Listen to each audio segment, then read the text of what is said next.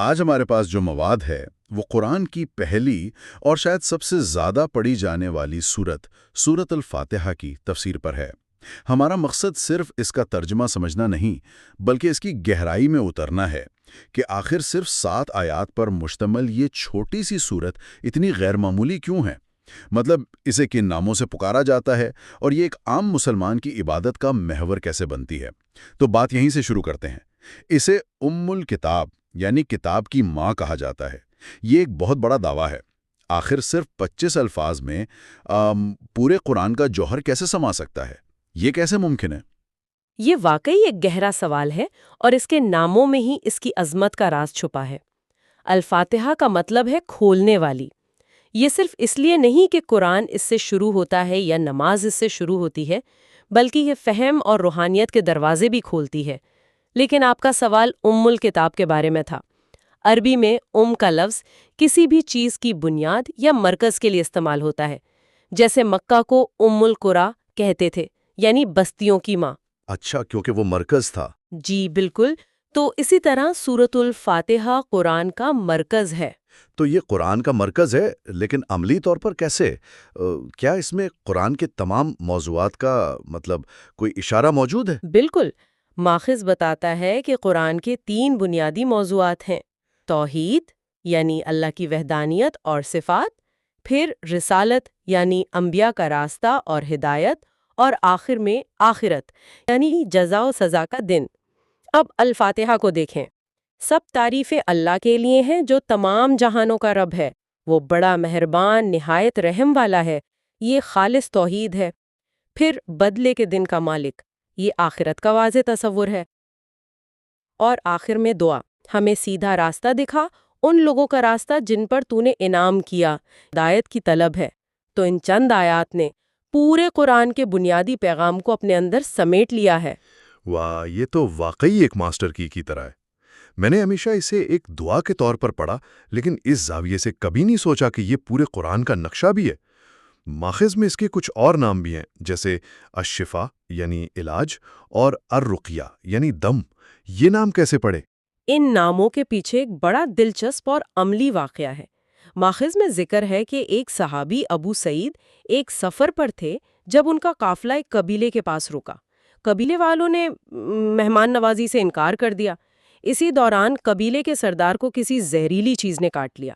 انہوں نے ہر طرح کا علاج کیا مگر کوئی فائدہ نہ ہوا۔ اور پھر وہ صحابہ کے پاس مدد کے لیے آئے ہوں گے، ظاہر ہے۔ جی بالکل۔ وہ صحابہ کے پاس آئے اور پوچھا کہ کیا ان کے پاس کوئی دوا یا کوئی دم کرنے والا ہے۔ ابو سعید نے کہا کہ ہاں، لیکن چونکہ تم نے ہماری مہمان نوازی نہیں کی، اس لیے میں تب تک نہیں کروں گے جب تک تم ہمیں کچھ معاوضہ نہ دو۔ وہ بکریوں کے ایک ریوڑ پر راضی ہو گئے۔ ابو سعید نے جا کر صرف سورت الفاتحہ پڑھ کر اس سردار پر دم کیا اور وہ بالکل ٹھیک ہو گیا۔ صرف سورت الفاتحہ سے؟ یہ تو حیران کون ہے؟ جی، اور جب وہ واپس آئے اور اللہ کے رسول صلی اللہ علیہ وسلم کو یہ واقعہ سنایا تو آپ صلی اللہ علیہ وسلم مسکرائے اور پوچھا، تمہیں کیسے معلوم ہوا کہ یہ ایک رقیہ ہے؟ پھر فرمایا کہ تم نے ٹھیک کیا اور اس ریوڑ میں سے میرا حصہ بھی نکالو۔ اس واقعے نے اس کے الشفا اور الرقیہ ہونے پر مہر لگا دی کہ یہ صرف روحانی نہیں بلکہ جسمانی بیماریوں کے لیے بھی شفا ہے۔ تو یہ صرف 25 الفاظ ہیں۔ حیرت کی بات ہے کہ اتنے کم الفاظ میں اتنی گہرائی اور طاقت کیسے سما سکتی ہے۔ میرے خیال میں ماخوذ میں کچھ ایسے واقعات بھی ہیں جو اس کی عظمت کو بالکل نئے زاویے سے دکھاتے ہیں۔ جی، اور وہ واقعات اس کے مقام کو مزید واضح کرتے ہیں۔ ایک روایت میں اللہ کے رسول صلی اللہ علیہ وسلم نے ایک صحابی ابو سعید بن المعلیٰ کو روکا اور فرمایا، مسجد سے نکلنے سے پہلے میں تمہیں قرآن کی سب سے عظیم سورت سکھاؤں گا۔ صحابی انتظار کرتے رہے اور جب نکلنے کا وقت آیا تو انہوں نے یاد دلایا۔ اس پر آپ صلی اللہ علیہ وسلم نے فرمایا، وہ الحمدللہ رب العالمین ہے۔ یہی وہ 7 بار بار دہرائی جانے والی آیات اور وہ عظیم قرآن ہے جو مجھے دیا گیا ہے۔ یہ اس کی اہمیت کو ظاہر کرتا ہے۔ ایک اور اس سے بھی زیادہ مؤثر واقعہ ابی بن کعب رضی اللہ تعالیٰ عنہ کے ساتھ پیش آیا، جو قرآن کے بڑے عالم تھے۔ اللہ کے رسول صلی اللہ علیہ وسلم نے ان سے پوچھا، ابی، کیا تم چاہتے ہو کہ میں تمہیں ایک ایسی سورت سکھاؤں جس جیسی کوئی سورت نہ تورات میں، نہ انجیل میں، نہ زبور میں اور نہ ہی خود قرآن میں نازل ہوئی ہو؟ تمام الہامی کتابوں میں بے مثال۔ واہ اس کا جواب بھی یقیناً سورۃ الفاتحہ ہی ہوگا۔ جی، اور جب ابی بن کعب رضی اللہ تعالیٰ عنہ نے سیکھنے کی خواہش ظاہر کی تو آپ صلی اللہ علیہ وسلم نے سورۃ الفاتحہ سکھائی اور پھر فرمایا، اس ذات کی قسم جس کے ہاتھ میں میری جان ہے، اللہ نے نہ تورات میں، نہ انجیل میں، نہ زبور میں اور نہ فرقان میں اس جیسی کوئی سورت نازل کی۔ یہ اسے ایک منفرد اور بے مثال درجہ عطا کرتا ہے۔ یہ صرف الفاظ نہیں بلکہ ماخذ کی ایک اور روایت اسے نور قرار دیتی ہے۔ نور؟ وہ کس طرح؟ ایک بار جبریل علیہ السلام نبی صلی اللہ علیہ وسلم کے پاس بیٹھے تھے کہ آسمان سے ایک آواز آئی۔ جبریل نے اوپر دیکھا اور کہا، یہ آسمان کا ایک دروازہ ہے جو آج کھولا گیا ہے، اس سے پہلے کبھی نہیں کھولا گیا تھا۔ پھر اس دروازے سے ایک فرشتہ نازل ہوا اور جبریل نے فرمایا، یہ فرشتہ آج سے پہلے کبھی زمین پر نہیں اترا۔ اس فرشتے نے آ کر کہا، اے محمد صلی اللہ علیہ وسلم، آپ کو 2 نوروں کی خوشخبری ہو جو آپ سے پہلے کسی نبی کو نہیں دیے گئے، ایک کتاب کو کھولنے والی یعنی سورۃ الفاتحہ اور دوسری سورۃ البقرہ کی آخری آیات۔ آپ ان میں سے جو بھی حرف پڑھیں گے وہ آپ کو عطا کیا جائے گا۔ تو یہ محض وہی نہیں بلکہ ایک خاص تحفہ ہے، ایک نور ہے جس کے ساتھ دعا کی قبولیت کی ضمانت بھی ہے۔ یہ سب جان کر اب سوال یہ پیدا ہوتا ہے کہ عملی زندگی میں، خاص طور پر عبادت میں، اس کا کیا مقام ہے؟ اس کا مقام مرکزی ہے۔ ماخذ میں ایک حدیث ہے جو اس کی اہمیت کو بالکل واضح کر دیتی ہے۔ نبی صلی اللہ علیہ وسلم نے فرمایا، جس نے اپنی نماز میں الفاتحہ نہیں پڑھی اس کی نماز ناقص ہے، ناقص ہے، ناقص ہے۔ یہ 3 بار دہرانا انتہائی تاکید کو ظاہر کرتا ہے۔ ایک اور جگہ فرمایا، اس شخص کی کوئی نماز نہیں جس نے فاتحۃ الکتاب نہ پڑھی۔ تو یہ کوئی اضافی چیز نہیں بلکہ نماز کا لازمی جز ہے، ہر رکعت میں۔ لیکن یہاں سب سے زیادہ دل کو چھو لینے والی بات وہ ہے جو ماخذ میں اللہ اور بندے کے درمیان مکالمے کے بارے میں بتائی گئی ہے۔ اور یہی سورۃ الفاتحہ کا اصل جوہر ہے۔ یہ صرف بندے کی طرف سے یک طرفہ دعا نہیں ہے۔ ایک حدیث قدسی میں اللہ تعالیٰ خود فرماتا ہے، میں نے نماز یعنی سورۃ الفاتحہ کو اپنے اور اپنے بندے کے درمیان 2 حصوں میں تقسیم کر دیا ہے، اور میرے بندے کے لیے وہ ہے جو وہ مانگے گا۔ ایک منٹ، کیا آپ یہ کہہ رہی ہیں کہ جب کوئی شخص نماز میں یہ سورت پڑھتا ہے تو اللہ ہر آیت کا براہ راست جواب دیتا ہے؟ یہ تو عبادت کے پورے تصور کو ہی بدل دیتا ہے۔ ذرا اس مکالمے کو تفصیل سے بتائیں۔ بالکل، جب بندہ کہتا ہے الحمدللہ رب العالمین تو اللہ تعالیٰ جواب دیتا ہے، حمدنی عبدی، یعنی میرے بندے نے میری تعریف کی۔ ذرا تصور کریں، کائنات کا خالق آپ کی تعریف کو سن کر جواب دے رہا ہے۔ یہ تو بہت ذاتی اور گہرا تعلق ہے۔ پھر آگے کیا ہوتا ہے؟ جب بندہ کہتا ہے الرحمن الرحیم تو اللہ فرماتا ہے اثنا علیہ عبدی، یعنی میرے بندے نے میری ثنا بیان کی۔ اور جب بندہ کہتا ہے مالک یوم الدین تو اللہ فرماتا ہے مجدنی عبدی، یعنی میرے بندے نے میری بزرگی بیان کی۔ یہاں تک کا حصہ خالصتاً اللہ کی حمد و ثنا کے لیے ہے۔ اب پھر مکالمے کا رخ بدلتا ہے۔ جی، اگلی آیت ایاک نعبد و ایاک نستعین پر ہے، یعنی ہم صرف تیری ہی عبادت کرتے ہیں اور تجھ سے ہی مدد مانگتے ہیں۔ اس پر اللہ فرماتا ہے ھذا بینی و بین عبدی ولعبدی ما سأل، یعنی یہ میرے اور میرے بندے کے درمیان ہے اور میرے بندے کے لیے وہ ہے جو اس نے مانگا۔ یہ آیت تعلق کی بنیاد ہے۔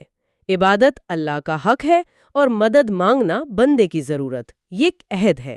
اور آخری حصہ جو دعا ہے، جب بندہ آخری آیات پڑھتا ہے اہدنا الصراط المستقیم، یعنی ہمیں سیدھا راستہ دکھا، تو اللہ فرماتا ہے ھذا لعبدی ولعبدی ما سأل، یعنی یہ میرے بندے کے لیے ہے اور میرے بندے کو وہ ملے گا جو اس نے مانگا۔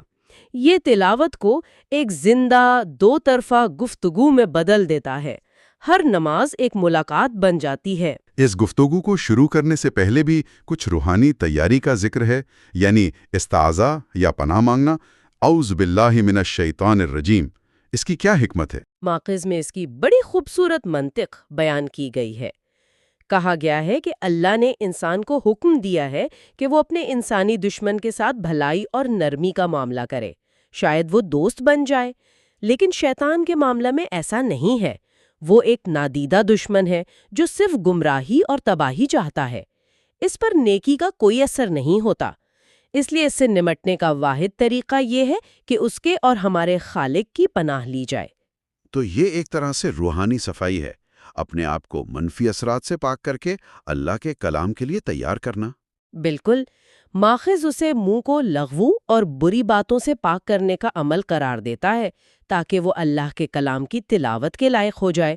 اس میں شیطان جو شتنا یعنی دور ہونا سے نکلا ہے اور رجیم یعنی مردود یا دھٹکارا ہوا کے الفاظ بھی اس کی فطرت کو واضح کرتے ہیں کہ وہ حق اور رحمت سے بہت دور ہے۔ اس کا کوئی عملی فائدہ بھی ہے؟ جی، ماخوذ میں ایک حدیث کا حوالہ ہے کہ 2 آدمیوں میں جھگڑا ہوا اور ایک غصے سے بے قابو ہو گیا۔ نبی صلی اللہ علیہ وسلم نے فرمایا، میں ایک ایسا کلمہ جانتا ہوں کہ اگر یہ شخص اسے کہہ لے تو اس کا غصہ ختم ہو جائے۔ اعوذ باللہ من الشیطان الرجیم۔ تو یہ غصے اور منفی جذبات کا بھی علاج ہے؟ اچھا، پناہ مانگنے کے بعد بسم اللہ الرحمن الرحیم پڑھا جاتا ہے۔ میں نے سنا ہے کہ اس پر کچھ اختلاف ہے کہ آیا یہ سورۃ الفاتحہ کا حصہ ہے یا نہیں۔ اس اختلاف کی وجہ کیا ہے اور کیا اس سے عام نمازی کی عبادت پر کوئی فرق پڑتا ہے؟ یہ ایک علمی بحث ہے اور ماخوذ اس پر روشنی ڈالتا ہے۔ کچھ علماء جیسے امام شافعی اسے سورۃ الفاتحہ کی پہلی آیت مانتے ہیں اور نماز میں اسے بلند آواز سے پڑھنے کی حمایت کرتے ہیں۔ ان کے دلائل میں وہ روایات ہیں جن میں الفاتحہ کو 7 آیات کہا گیا ہے اور بسم اللہ کو ملا کر 7 پوری ہوتی ہیں، جبکہ دیگر علماء جیسے امام مالک اور امام احمد اسے ایک الگ آیت مانتے ہیں جو ہر سورت کے شروع میں برکت کے لیے نازل ہوئی، لیکن یہ الفاتحہ کا حصہ نہیں، اس لیے وہ اسے نماز میں بلند آواز سے نہیں پڑھتے۔ تو ایک عام آدمی کے لیے اس کا کیا مطلب ہے؟ ماخذ کا نچوڑ یہ ہے کہ یہ تمام آراء معتبر دلائل پر مبنی ہے اور دونوں طریقوں سے نماز درست ہے۔ اہم بات نیت اور خشوع و خضوع ہے، لیکن بسم اللہ کی اپنی فضیلت بہت زیادہ ہے۔ جیسے کہ وہ واقعہ جو ماخذ میں بیان کیا گیا ہے؟ جی، وہ بہت سبق آموز ہے۔ ایک صحابی نبی صلی اللہ علیہ وسلم کے پیچھے سواری پر بیٹھے تھے کہ جانور نے ٹھوکر کھائی۔ صحابی نے کہا، شیطان کا ناس ہو۔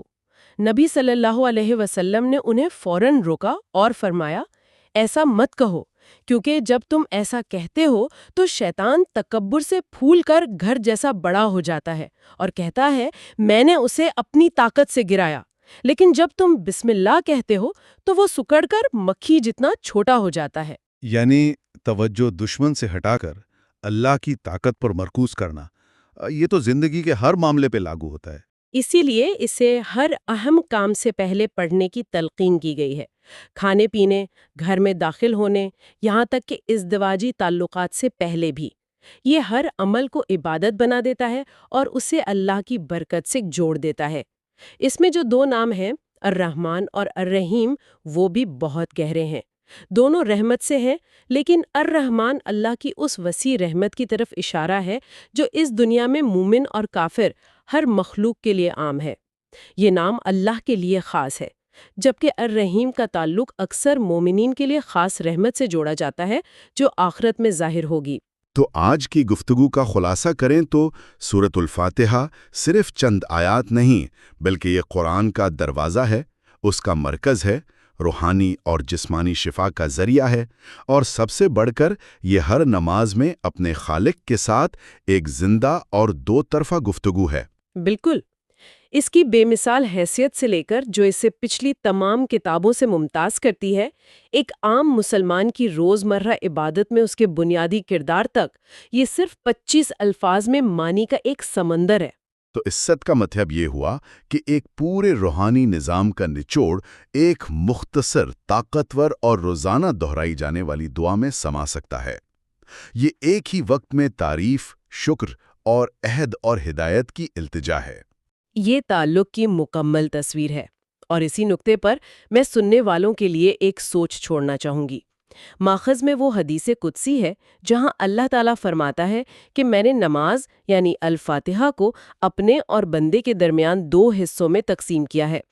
پہلا نصف خالصتاً بندے کی طرف سے اللہ کی حمد و ثنا ہے، اور دوسرا نصف اللہ کی طرف سے بندے کے لیے ایک تحفہ یعنی اس کی دعا کی قبولیت ہے۔ اس خدائی ساخت کو مد نظر رکھتے ہوئے یہ ہماری اپنی روحانی زندگی میں شکر گزاری اور دعا مانگنے کے درمیان توازن کے بارے میں کیا اشارہ دے سکتا ہے؟